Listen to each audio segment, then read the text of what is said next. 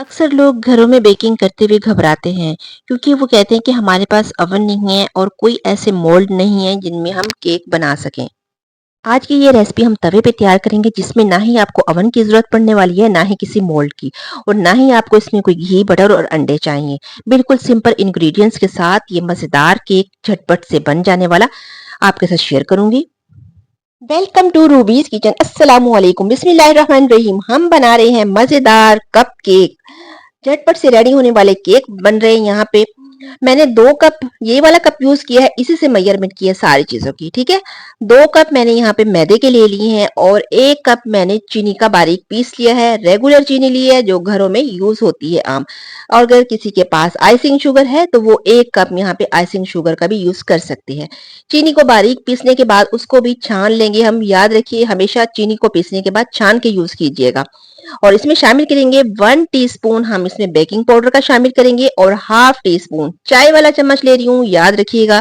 Half tea spoon मैंने यहाँ पे इसमें बेकिंग सोडा, खाने वाला सोडा जो है वो शामिल कर दिया है। और एक बात और, अगर आपके पास वनीला एसेंस नहीं है तो परेशान होने की जरूरत नहीं है। घर में मौजूद छोटी इलायची जो हम चाय में यूज करते हैं उसको लीजिए, बारीक पीसे और उसका पाउडर इसमें शामिल कर दे। यहाँ पे शामिल करेंगे हम हाफ कप ऑयल का। कोई बटर कोई घी शामिल नहीं कर रही हूँ। आम जो हम अपनी कुकिंग में ऑयल यूज करते हैं, हाफ कप वो शामिल किया है।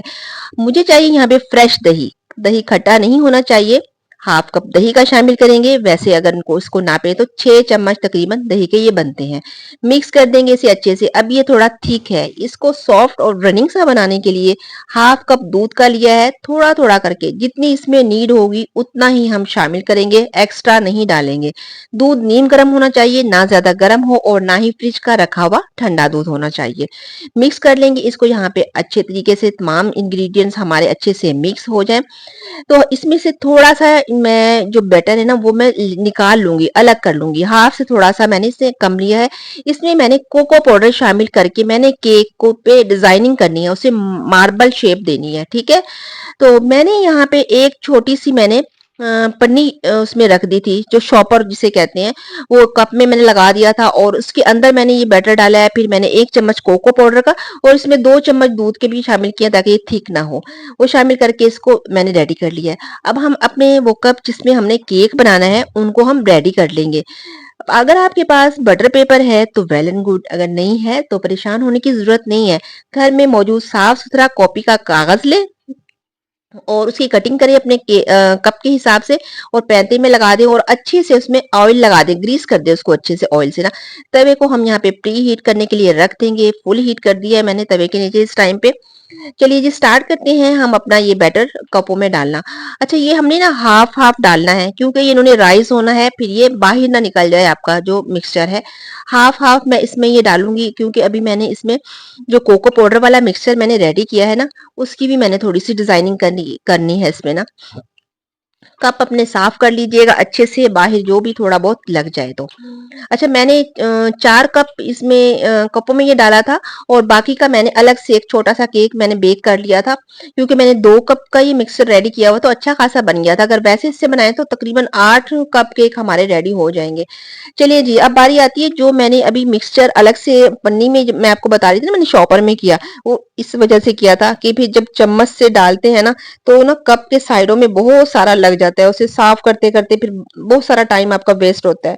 टाइम की बचत के लिए और काम में नीटनेस आए उसके लिए मैंने इसको इस शॉपर में मैंने उसमें कप में शॉपर लगा के ना फिर मैंने इसमें डाला था। आप अगर ऐसे करना चाहे तो ठीक है, और अगर आप कप में ही डायरेक्ट डालना चाहते हैं तो वेल एंड गुड, वो भी सही है। तभी पे रख देंगे यहाँ पे हम अपने कप को। अच्छा, मैंने यहाँ पे ना पतीली बहुत छोटे साइज की ली थी और उसका मुझे बड़ा अच्छा बेनिफिट हुआ कि वो बहुत अच्छे से ना ऊपर से भी बहुत अच्छी गर्म हो गई और मेरे कप केक जो है ना उनको ऊपर से भी बहुत अच्छी हीट मिली और नीचे से तो जाहिर है तवे के नीचे हमारा चूल्हा ऑन था तो ये बहुत अच्छे बन के राइज हुए। हमेशा मैं पहले बड़े पतीले के साथ बनाती थी, अब मैंने बहुत छोटा पतीला इसमें रखा तो उसका मुझे बहुत अच्छा बेनिफिट हुआ कि वो ऊपर से भी बहुत अच्छे उनको हीट मिली है। तो यहाँ पे मैंने चेक की है तो ये बहुत मजे के रेडी हो चुके हैं। 25 मिनट लगे थे इसको, तकरीबन 25 मिनट के बाद ये, अगर आपके 25 मिनट में ना हो, आपकी हीट का कोई मसला होगा तो थोड़ा-सा देर आप और वेट कर सकते हैं। अच्छा, इनको ना ठंडा करके ना फिर निकालिएगा।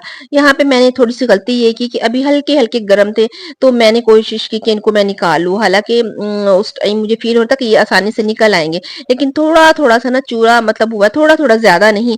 अच्छा, मैंने इनको तमाम को निकाल के फिर मैंने इनकी कटिंग कर ली थी, और इनको आप कटिंग करने के बाद किसी भी कंटेनर में डाल के आप 1 हफ्ते तक इनको महफूज़ कर सकते हैं, फ्रिज में रख के खाएँ। इन पे आप अगर चाहें तो चॉकलेट लगा के इनको डेकोरेट भी कर लें।